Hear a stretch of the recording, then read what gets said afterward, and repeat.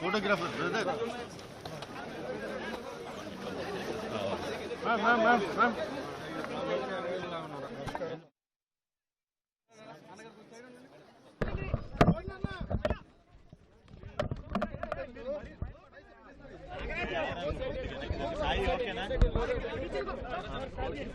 నమస్కారం అందరికీ.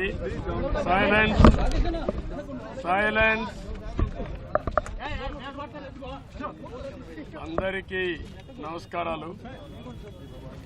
ఇప్పుడే మా మిస్సెస్ కానీ ఇద్దరం కూడా ఓటేసి వచ్చాం. నేను చాలా ఎలక్షన్లు చూశాను, ప్రత్యక్షంగా నేను కూడా ఓటేశాను.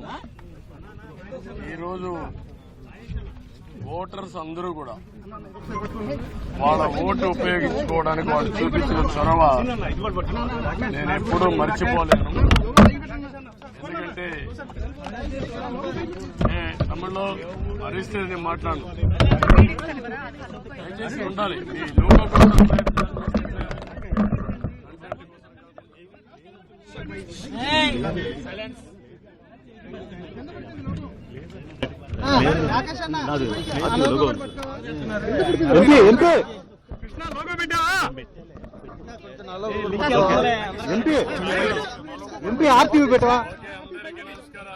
నేను చూసిన ఇది చూస్తే అందరూ ఓటర్స్ కూడా 7 గంటలకే పోలింగ్ స్టేషన్కి వచ్చారు. తమ ఓటు ఒక పవిత్రమైన భావంతో ఓటేయాలనే ఉద్దేశంతో వచ్చారు. చాలా ఎన్నికలు చూశారు కానీ ఈరోజు చూసింది మాత్రం చాలా ప్రత్యేకంగా కనపడుస్తుంది.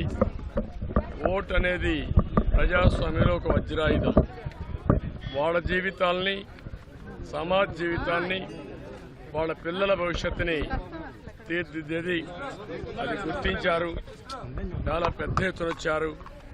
రాష్ట్రం అంతా కూడా ఒకటే కోరుతున్నా, ఓటు మీ హక్కు, ఓటు మీ జీవితాలను మారుస్తుంది. అదే మరి మీ భవిష్యత్తును మారుస్తుంది.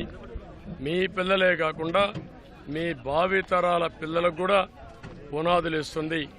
దయచేసి బాధ్యతగా ప్రతి ఒక్కరూ రావాలి, ఓటు వేసుకోవాలి, ఓటు వేయాలి. తద్వారా మీ యొక్క మనోభావాలు తెలియజేసి రేపు రాబోయే రోజుల్లో ఏదైతే సుపరిపాలన ఉంటుందో ఆ సుపరిపాలనకు నాంది పలకాల్సిందిగా మరొక్కసారి కోరుకుంటూ మరొక్కసారి అందరినీ విజ్ఞప్తి చేస్తున్నా, అశ్రద్ధ చేయొద్దండి. ప్రతి ఒక్క వ్యక్తి యొక్క బాధ్యత. ఎక్కడో అమెరికా నుంచి, హైదరాబాద్ నుంచి, లేకుంటే బాంబే నుంచి, వివిధ నగరాల నుంచి, బెంగళూరు నుంచి, చెన్నై నుంచి, అనేక నగరాల నుంచి వాళ్లే డబ్బులు ఖర్చు పెట్టుకుని అభ్యర్థులు తెలియకపోయినా ఒక పార్టీ విధానాలతో వాళ్ళు ముందుకు వచ్చే పరిస్థితికి వచ్చారు. కొంతమంది అయితే పేదవాళ్ళు, కూరగాయలు వ్యాపారం చేసుకునే వాళ్ళు ఇక్కడ లేకుండా ఎక్కడో ఉంటే సొంత ఖర్చులు పెట్టుకొని, క్యారియర్ పెట్టుకొని నేరుగా వచ్చి వాళ్ళ గ్రామంలో ఓటేసుకునే పరిస్థితికి వచ్చారు. ఇది నా జీవితంలో ఎప్పుడు చూడలా. ఇది నిజమైన ప్రజాస్వామ్యం, ప్రజాస్వామ్య స్ఫూర్తికి ఇది నిదర్శనం. అందరినీ మరొక్కసారి అప్పీల్ చేస్తున్నా, ప్రతి ఒక్కరూ రండి, మీ ఓటు హక్కును ఉపయోగించుకోండి. ఏ వ్యక్తి కూడా నేను చూశాను, వికలాంగులు, వృద్ధులు, నడవలేని వాళ్ళు వీల్ చైర్లో వచ్చి ఇది నా బాధ్యత, నేను ఓటేస్తానని చెప్పినప్పుడు నాకు చాలా ఆనందం కలిగింది. ఒళ్ళంతా పులకరించే పరిస్థితి వచ్చింది. ఇది వినూత్నమైన అనుభవం. అందరికీ మరొక్కసారి అభినందన.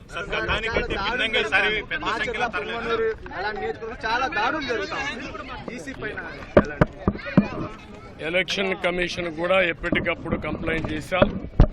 ప్రాథమికంగా మాకు పొంగునూరు వచ్చింది, మాచర్లో వచ్చింది, 2 దిక్కల్లో వస్తే అప్పటికే నేను కంప్లైంట్ చేశాం.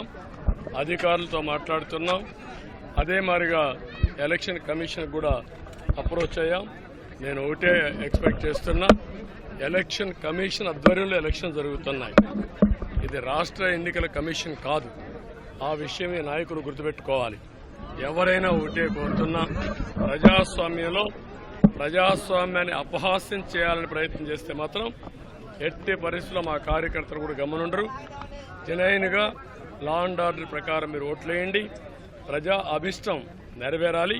దానికి మేము కట్టుబడి ఉంటాం.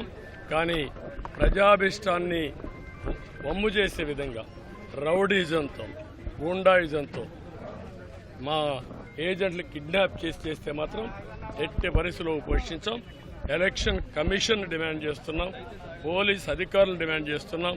ఎక్కడా అవాంఛనీయ సంఘటనలు జరగకుండా కాపాడవలసిన బాధ్యత మీది. ప్రతి ఒక్కరి వ్యక్తికి స్వేచ్ఛ ఉంది, స్వేచ్ఛగా ఓటేయాలి. ప్రతి ఒక్క రాజకీయ పార్టీకి స్వేచ్ఛ ఉంది, వాళ్ళ ఏజెంట్లు పెట్టుకునే హక్కు ఉంది. వాళ్ళ ఏజెంట్లు అలో చేయాలి, మీరే ప్రొటెక్ట్ చేయాలి. అది మీ బాధ్యత.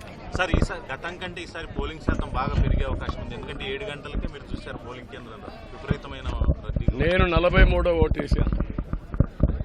అంటే నేను వేసే ముందు 43 మంది వేశారు ఒక బూత్లో. అంటే 10% ఓట్లు వేసేస్తారు ఇప్పటికే. నేను పోయే కొందికి క్యూలో అయితే చాలామంది ఉన్నారు. అంటే ఊరు కదిలొస్తున్నారు. ఏదైతే ఓట్ల పండగ అనుకున్నామో ఆ ఓట్ల పండగ కనపడుస్తూ ఉంది. ఇది ప్రజాస్వామ్య వేడుక. ప్రజాస్వామ్యాన్ని పరిరక్షించుకోవడానికి ప్రజా చైతన్యం ఇది ఒక నిదర్శనం.